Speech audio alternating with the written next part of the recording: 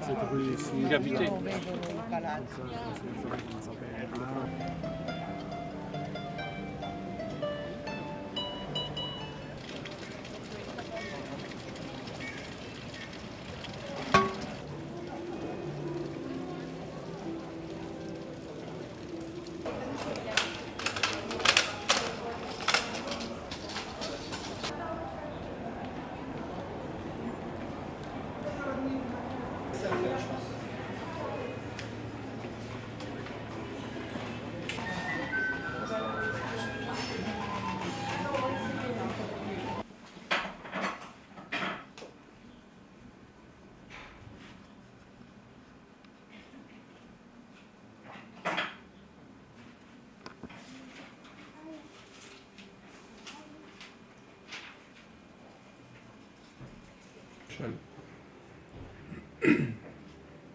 Je peux monter sur un tabouret là pour faire comme... Quelqu'un peut éventuellement récupérer les dessins, Pas du tout. réinterpréter. Pas du tout. Ah.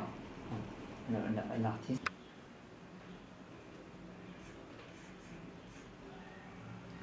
C'est marrant qu'il n'est pas très clair ton écran, c'est fait exprès.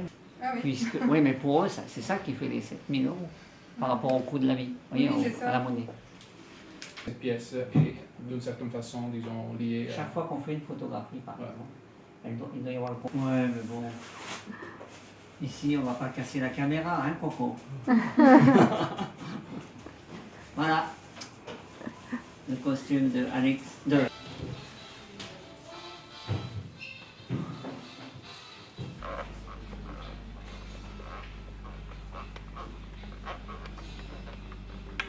On a appelé ça musée miniature et cinéma parce que notre passion, c'est quand même la maquette employée dans le cinéma.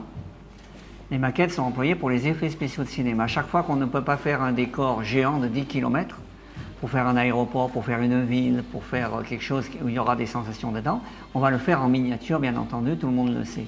Donc ça, c'est notre principale passion. Mais chemin faisant, en voulant chercher des miniatures dans le monde, on a découvert aussi le métier formidable des autres personnes du cinéma.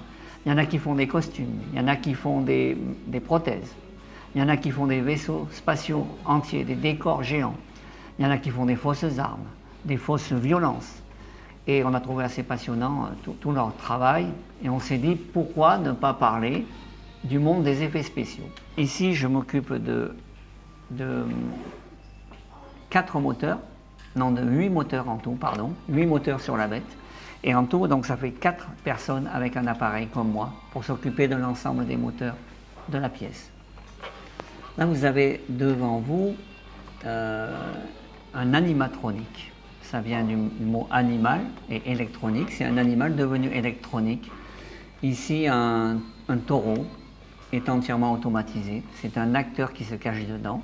Mais il y a toutefois des marionnettistes électroniques, on va dire, qui sont à distance et qui font marcher en tout 24 parties de la tête. Les paupières, les naseaux, la mâchoire, les oreilles, les yeux. Donc c'est une bête qui est... Regardez, voilà, on voit les yeux qui tournent.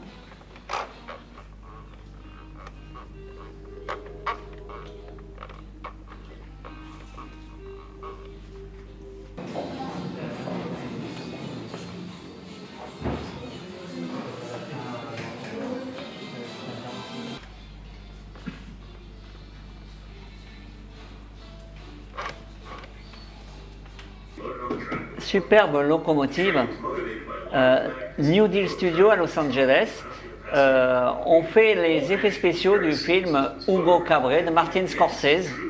Ils nous ont proposé d'exposer quelque temps sur Lyon une merveilleuse locomotive, tout en métal, qui marche vraiment à la vapeur et qui a servi pour le moment terrible de crash de la locomotive.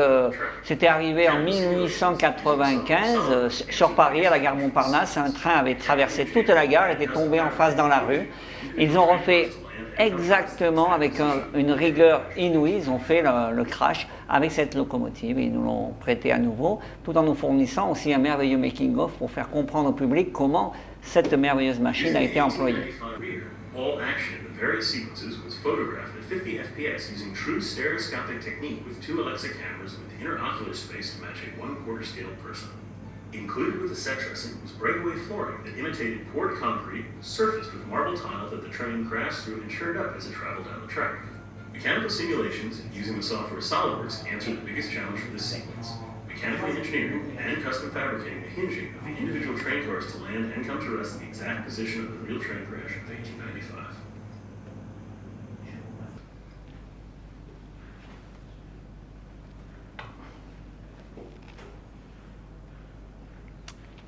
Using the 1895 photo of the real train crash at Gare Montparnasse, the art department created simple hand-drawing schematics. These drawings were then turned into CAD-accurate digital models using the software Maya. Le Capitole fait partie de... C'est une image qui est dans le film Independence Day de Roland Emmerich.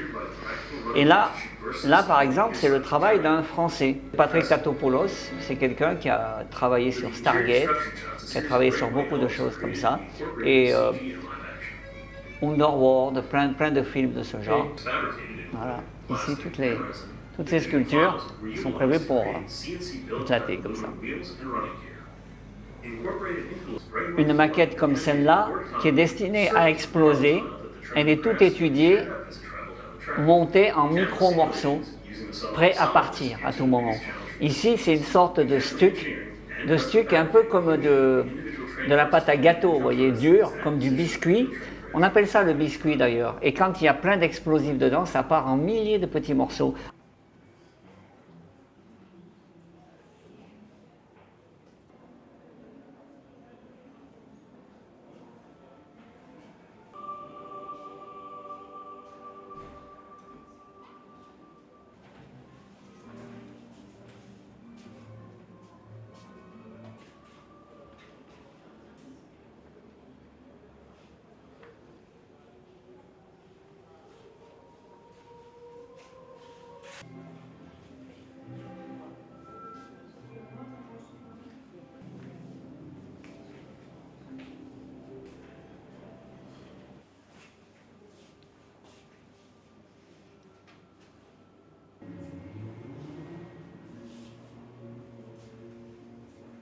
Pas d'un reflet.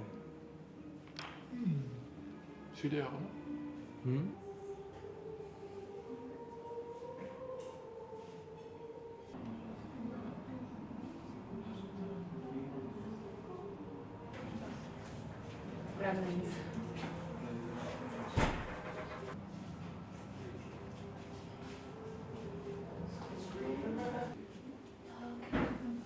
Il y a Hollow Man aussi, j'avais pas vu.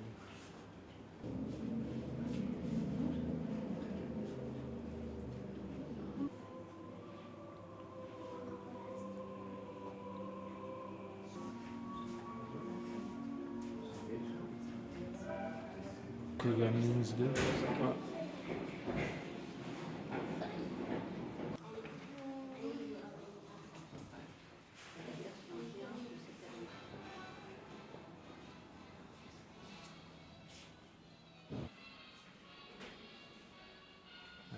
C'est ça qu'il faut voir.